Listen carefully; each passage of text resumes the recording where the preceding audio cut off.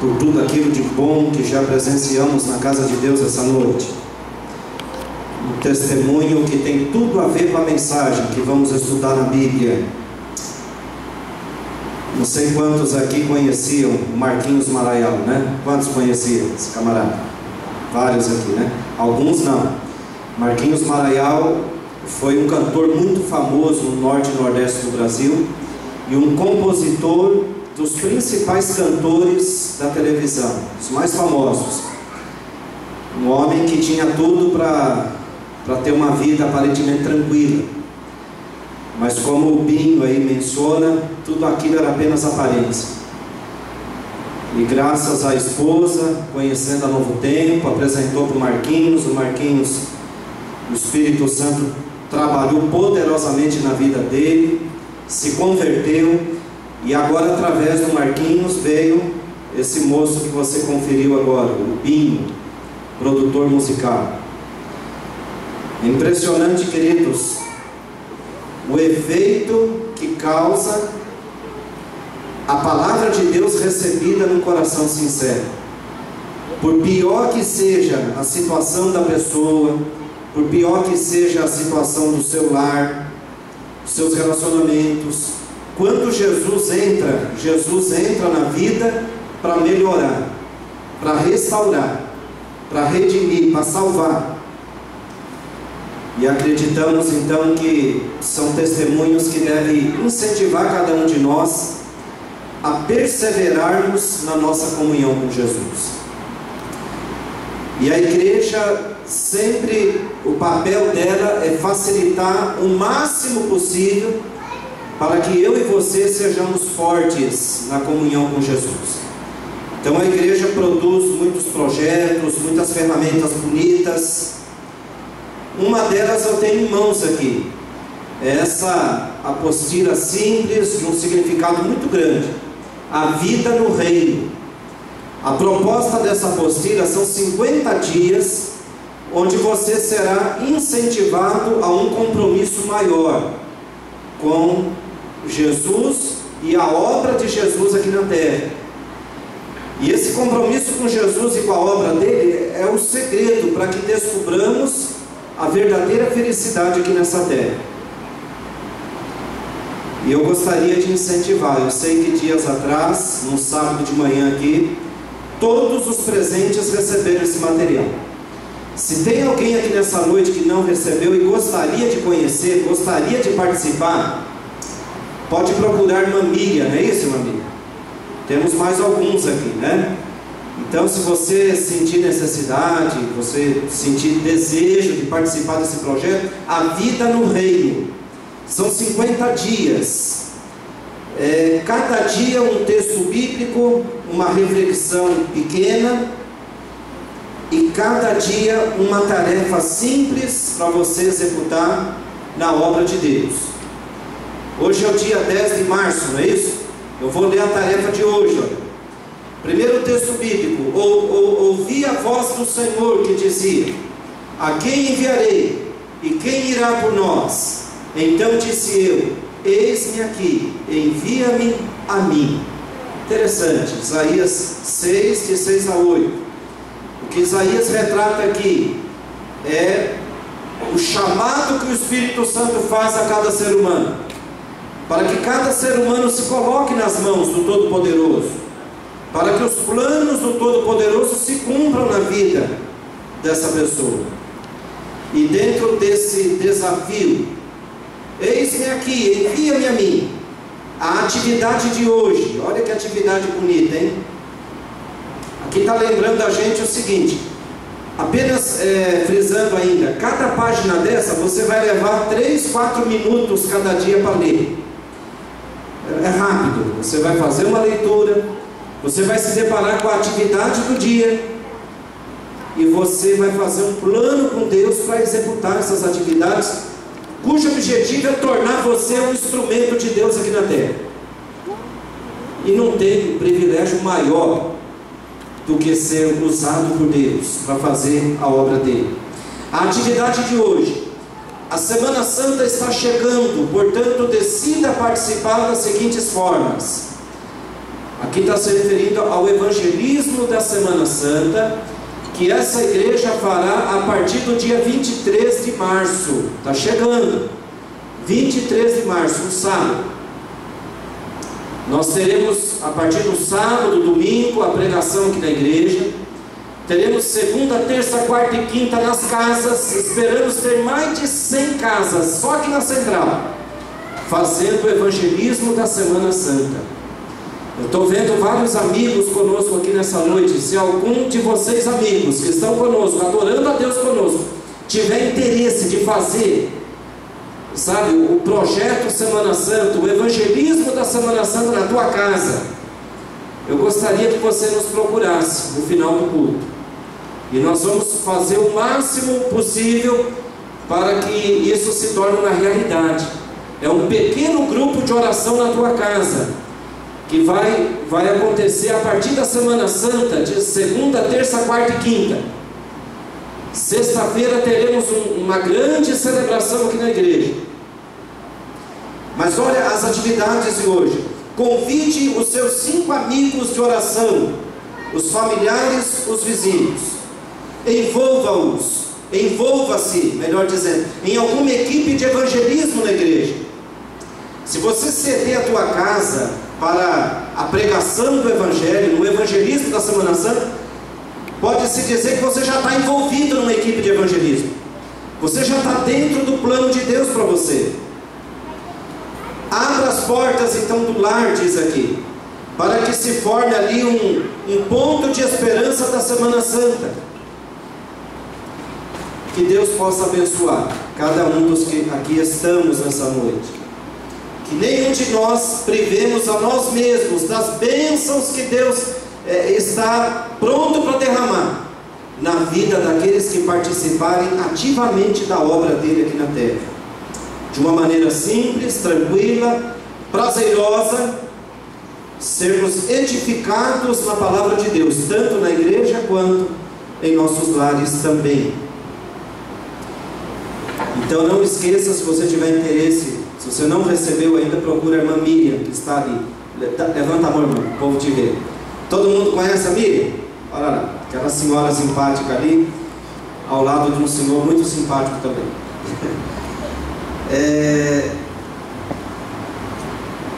Queridos, abramos a palavra de Deus, Mateus capítulo 8. Bíblia fechada diz que é um livro qualquer, mas a Bíblia aberta e lida é o próprio Deus falando conosco. É muito importante nós termos essa visão, essa certeza. Mateus capítulo 8.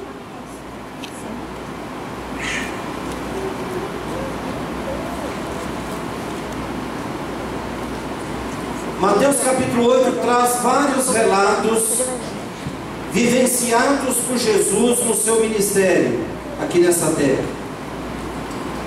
Dentre esses relatos aparece aquele quando Jesus acalma uma terrível tempestade. E a palavra de Deus diz que quando Jesus concluiu a travessia do mar, aquele mar da Galileia, depois que Jesus operou aquele magnífico milagre, acalmando aquela tempestade perigosa, a Bíblia diz que assim que pisaram em terra, Jesus, os discípulos, outros seguidores, a palavra diz que Jesus e os seus seguidores naquela ocasião se depararam com uma cena muito pior do que aquele temporal que enfrentaram em alto mar. Mateus capítulo 8, verso 28. 8:28.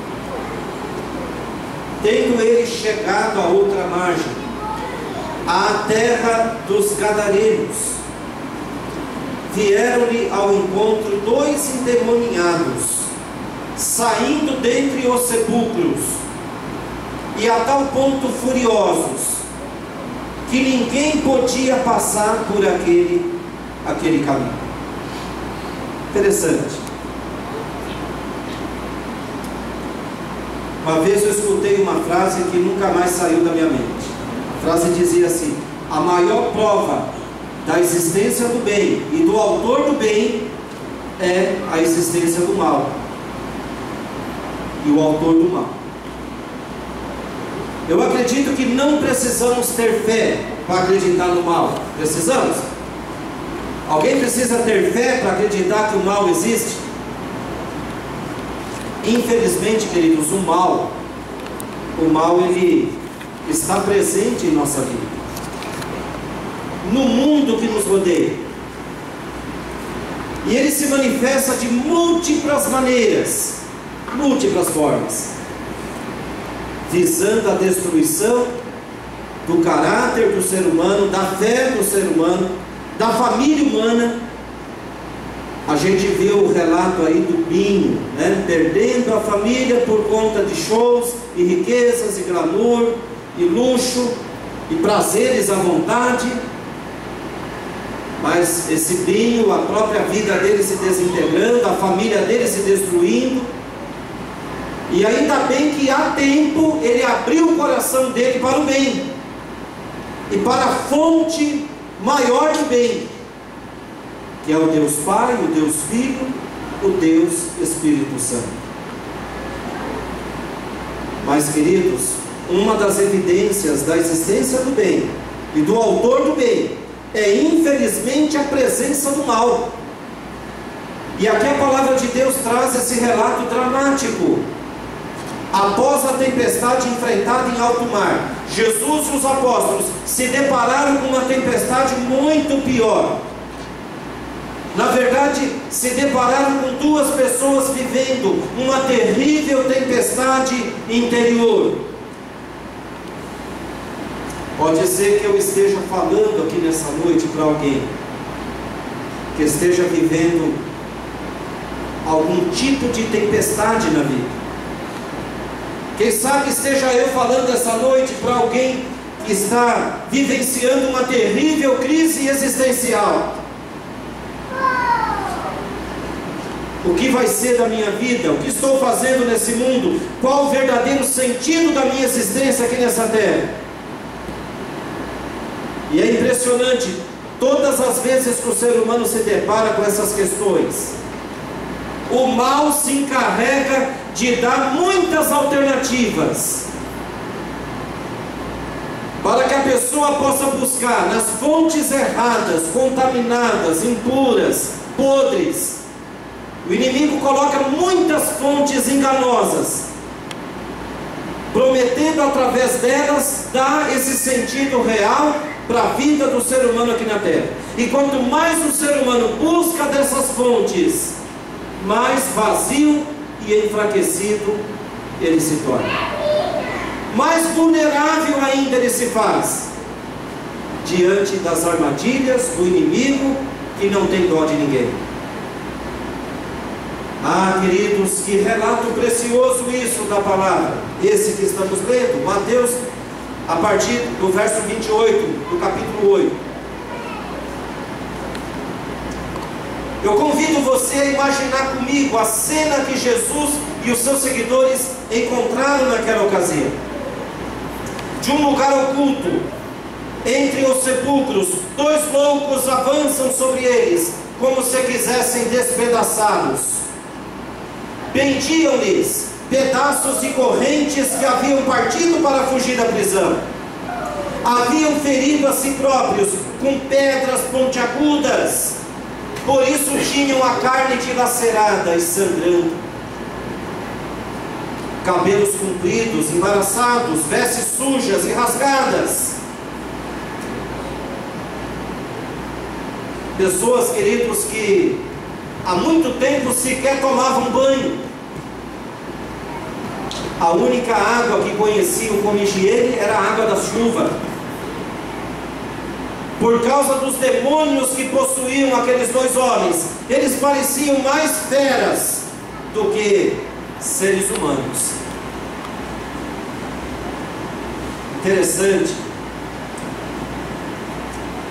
Nós temos uma obra muito preciosa que procura ser um comentário dos evangelhos e da vida de Cristo aqui na terra, uma ferramenta para a gente cavar mais fundo os relatos da Bíblia. Essa ferramenta se chama O Desejado de Todas as Nações, um livro muito precioso, muito bonito. Esse livro, comentando esse relato bíblico de Mateus 8:28, esse livro menciona o seguinte, lá na página 320, esse livro diz assim, olha: os discípulos e seus companheiros fugiram aterrorizados. Notaram, porém depois que Jesus não se encontrava com eles. Encontrava-se onde o tinham deixado. Imagina você andando na rua tranquilo e de repente 2 loucos ameaçam a sua integridade física. 2 loucos incontroláveis. E olha que no caso desses, eles viviam acorrentados. Mas, sabe, o grau de possessão, o grau de descontrole deles era tão imenso que eles conseguiam romper aquelas correntes com muita frequência. Imagina agora pessoas com essa força descomunal, esse ódio, esse ímpeto de destruição ir até o teu encontro. Imagina a situação que você vive. É mais ou menos o que sentiu os discípulos e seguidores naquela ocasião. E eles fizeram menção de dar um pé, ir embora.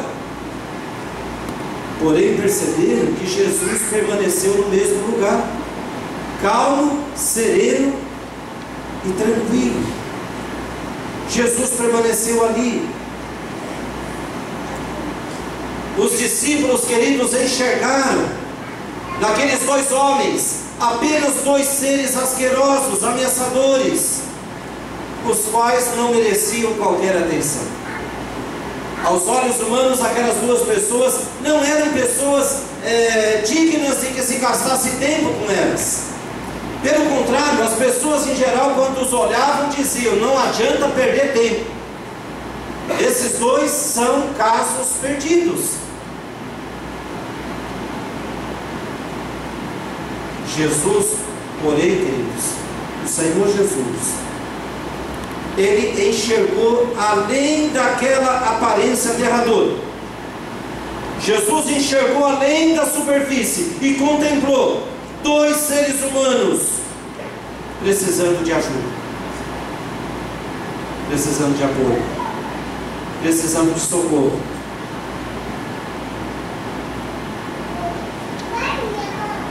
Esse exemplo de Jesus, na verdade, é mais um exemplo que Jesus nos dá.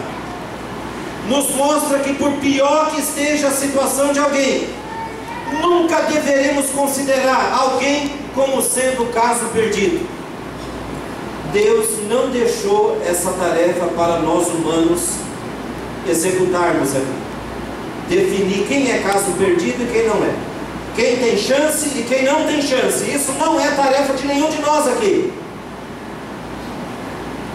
A nossa tarefa é orar sempre, interceder sempre,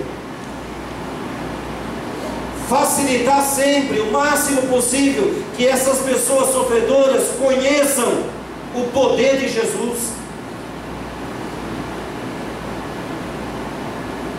E olha que diante de Jesus naquela ocasião encontrava-se um quadro de degradação extrema. Aqueles homens se identificaram tanto, mas tanto com as obras do inimigo, dos demônios. Eles abraçaram tanto a causa dos demônios, as causas más, que eles acabaram se fundindo, se identificando com eles e se deixando possuir por eles. Degradação extrema. No mesmo livro, Desejado de Todas as Nações, página 235, tira até uma lição desse relato bíblico aqui desses 2 homens. Olha que aplicação importante que é lembrada aqui para nós. O livro menciona, Ellen White, a autora desse livro, inspirada por Deus, ela diz assim, olha: uma vez as restrições da palavra de Deus e de seu Espírito são rejeitadas, homem algum pode saber a que profundezas e degradação é capaz de imergir. Um pecado secreto ou paixão dominadora o pode reter cativo, tão impotente como era o endemoniado. Às vezes vemos pessoas em condições horríveis, né?